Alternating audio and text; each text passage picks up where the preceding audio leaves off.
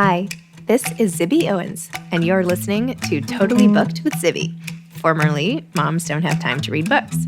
In my daily show, I interview today's latest best-selling, buzziest, or underrated authors and story creators whose work I think is worth your time. As a bookstore owner, publisher, author, and obviously podcaster, I get a comprehensive look at everything that's coming out and spend my time curating the best books so you don't have to. Stay in the know, get insider insights, and connect with guests like I do every single day. For more information, go to zibbymedia.com and follow me on Instagram at Zibby Owens. Christine Pride is back on the podcast, this time to talk about All the Men I've Loved Again, a novel. Christine Pride is a writer, editor, and longtime publishing veteran. She has held editorial posts at many different trade imprints, including Doubleday, Broadway, Crown, Hyperion, and Simon & Schuster. As an editor, Christine has published a range of books with a special emphasis on inspirational stories and memoirs, including numerous New York Times bestsellers. As a freelance editorial consultant, she does select editing and proposal content development, as well as teaching and coaching, and pens a regular column, Race Matters, for Cup of Jo. She lives in New York City. Hi, Christine. Thanks for coming back on my show to talk about All the Men I've Loved Again, a novel. Congratulations. Oh, thank you so much. I'm so happy to be here to chat. Solo novel. I know you have been here with Jo Piazza before, and now you are on your own. How does it feel? It feels good. It feels so different. It feels like different evolutions, I guess, or different steps of becoming a writer. But it's different in its own ways. And I still miss Jo, right? And we're working on another book together, so it's kind of like I have the best of both worlds. But it was fun to try to tackle this solo. It felt like a good next step. Amazing. Well, this is very fun, and I feel like you actually were with friends with the book because there was so much friendship here. So I feel like even though you didn't write it with a girlfriend or anything, like I still got that. But I feel like putting it down, I feel like I've just spent a lot of time with friends. So. Well, that's because the group chat did help a lot with the book. There's a lot of dropping in the group chat as I was writing, like, especially with the time frame, because, the book is set in the early aughts. And so a lot of it was like, wait a minute, did we have this then? Did we dance to this then? What, it's like an historical novel in that way. You have to go back to your youth. Yeah. But also your funny commentary and everything. You're like, why do we even call it the aughts? Like, what the heck? Right? Like, why are we doing it? So that was also amazing. Why don't you talk a little bit about what the book's about? Sure. So it's about a woman named Cora, and she dates the same two men in her 20s and then reunites with them and dates the same two men in her 40s. And so in both of those time periods in her life, right, she obviously has different things going on, but she, is sort of really emotionally torn between these two men. And so how she, has to make a decision to follow her heart both at 20 and 40. I don't know. I was Team Lincoln, I have to say. Interesting. all along. I was like, okay, come on. You have, in Cora walks into a bar for October 2021, because all the chapters are Cora does this, Cora does that, which I loved, by the way. You say the first thing Nisha demanded to know was, what's it like having sex with the someone after 2 decades? And then you go. Our minds want to know. Yeah, exactly. Then you go into everything from, well, I'll let the reader, use their imagination. But that's part of like the girlfriend nature of the book is like you tell everybody is open as they would be to a best friend about everything. So I feel like I got to know Cora so well. Talk a little bit about how you crafted these two guys. And were you not Team Lincoln? I don't know. How do you feel about the whole thing? Yeah. So it's interesting because this really is based on, it's ripped from the headlines of my own life and that I did date the same two men in my 20s and 40s. But I stress it's very much a novel because, I really then created these characters whole cloth, right? Especially because I didn't want it to skew memoir at all. And so that really made me have to make Cora so different from me. So where I'm like super outgoing, Cora's a little more reserved, etc. But that meant that she would obviously not be attracted or vibing, right, with the same two guys that I might have. And so, I really did have to dig deep to figure out, sort of who Cora, and that's at the heart of the book, right? Like who would be right for someone like Cora, which is what she's also trying to discover for herself. But I also wanted to make them both obviously like viable, alluring, great quality guys, and each in their own distinctive ways, because it was really important. Cora was truly torn.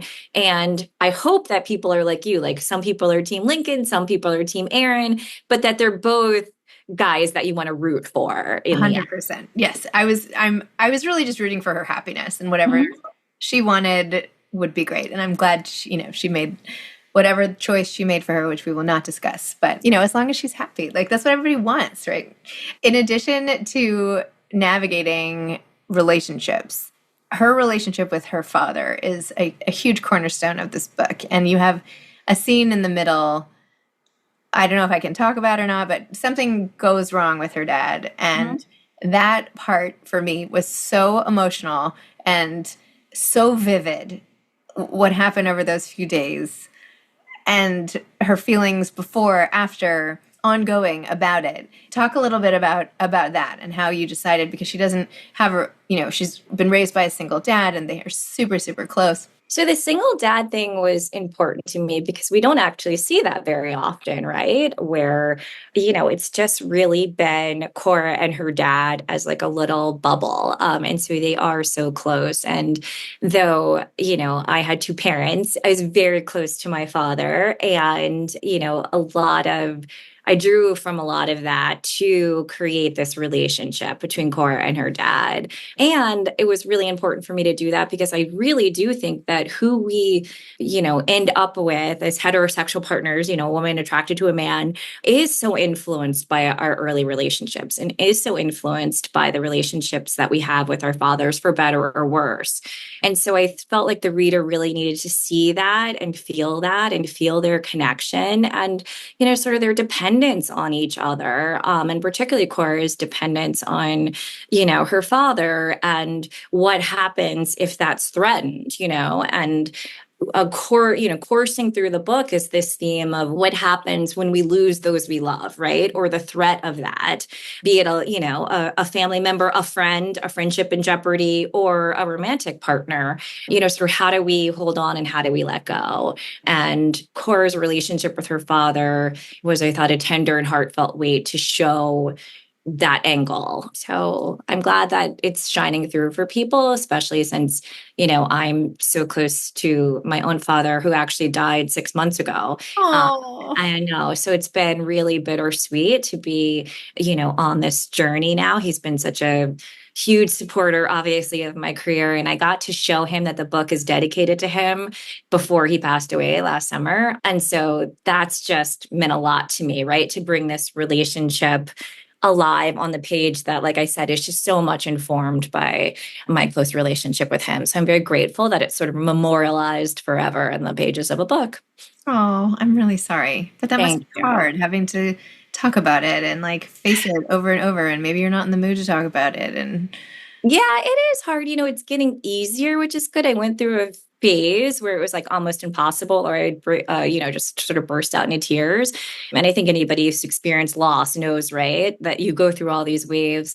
Now I'm actually really grateful to get to the point where I can talk about it and talk about him in a way that doesn't immediately result in tears, but is also nice, right? Like I feel good talking about him now and feel good talking about, his the context of the book and how it brings that up. So that's nice to get that back, right? To feel like I have that now. It's not just immediate sorrow.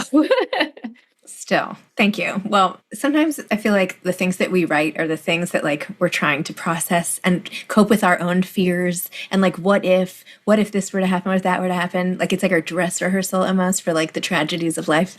It's so funny that you say that because yeah, I mean, I wrote this book. I mean, it took me like a year and a half, almost 2 years to write, but this was over, 2023 and 2024, I guess, where I think you get to a certain age and you always think about one day I might lose my parents, but it was not top of mind. My dad was perfectly healthy, so I wasn't, sort of writing about loss in that way. But it's like you said, I think like, there's a subconscious part of our mind that starts playing out the what ifs. And that's really at the heart of this book, right? The ultimate what ifs for everything. What if this happened? What if I meet him? What if we reconnect with him?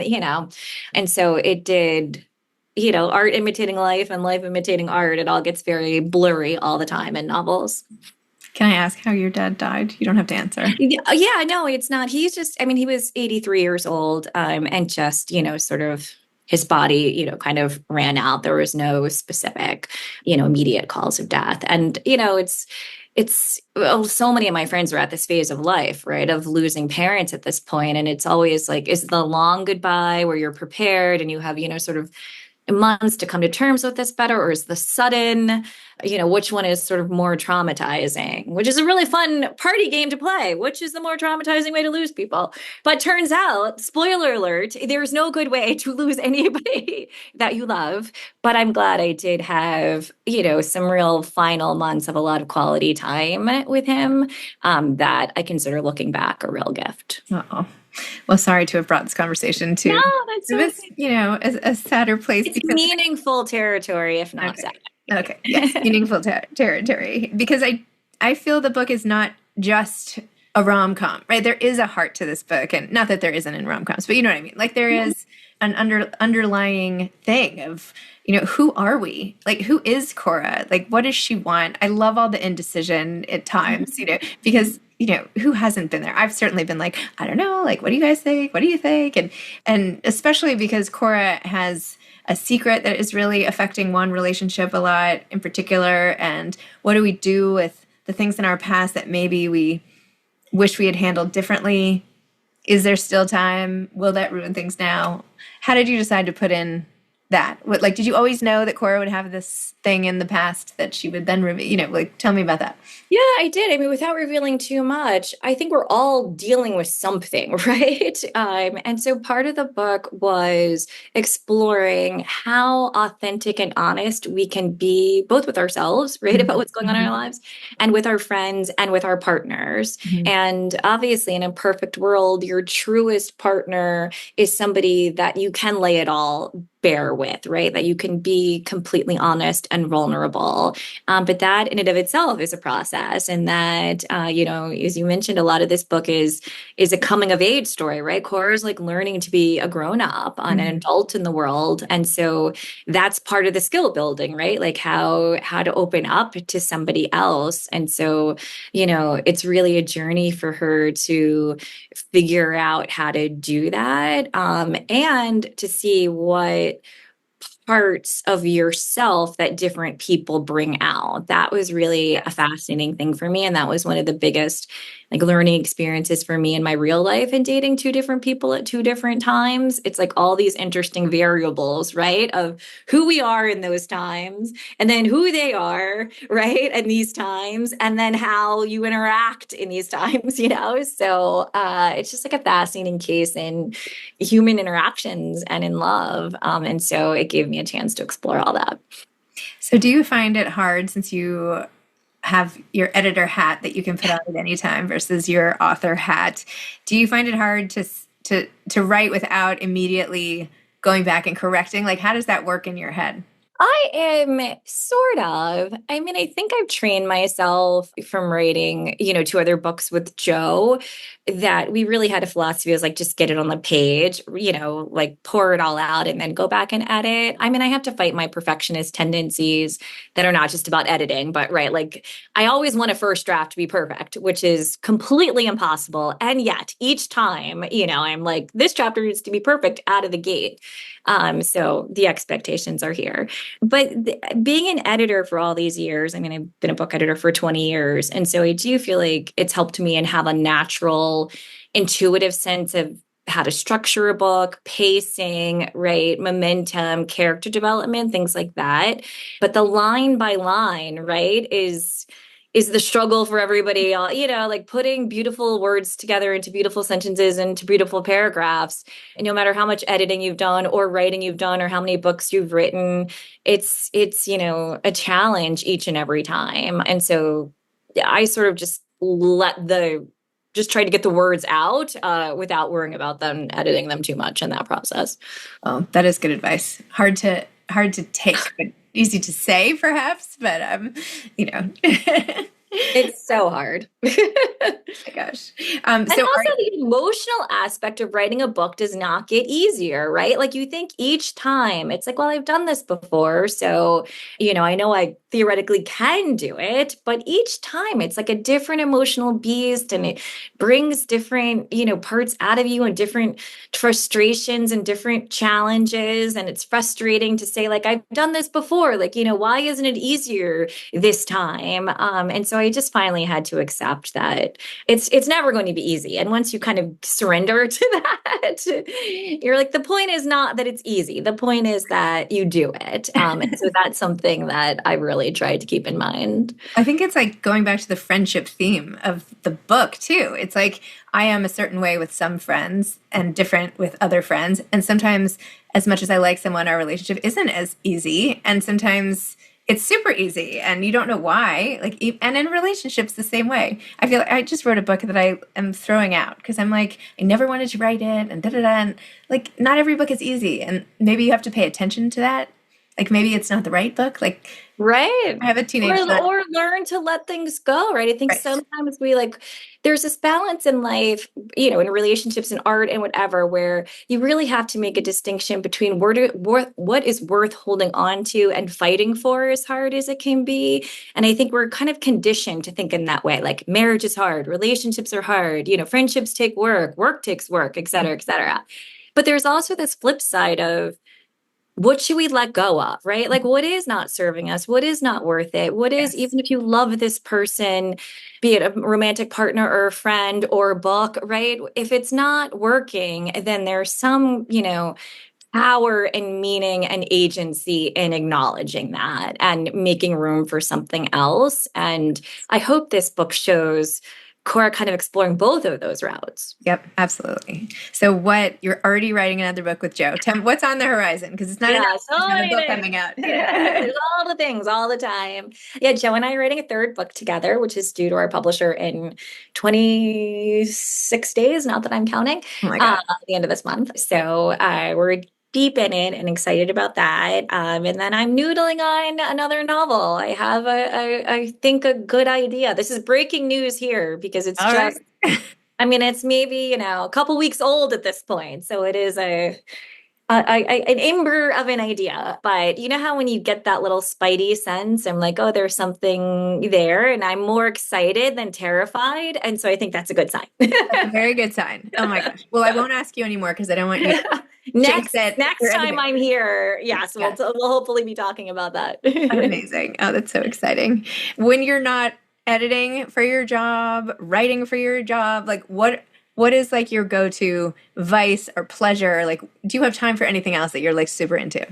I do. I really make time actually for other stuff. TV is a big vice of mine. I mean, I think just because if you're a storyteller, Mhm. and if you love stories, then you love them in all formats and all the ways they can, materialize in the world. And so TV is the thing I do that helps me decompress the most, honestly, right? Like after a long day of writing or working or even traveling, whatever I'm doing, right? Finding a really good TV show to lose myself in is great. It's maybe the same way that other people then lose themselves into books, but Mhm. because I'm doing that all day as my day job, reading, though I enjoy it very much and do it all the time, doesn't feel like the same sort of mindless escape.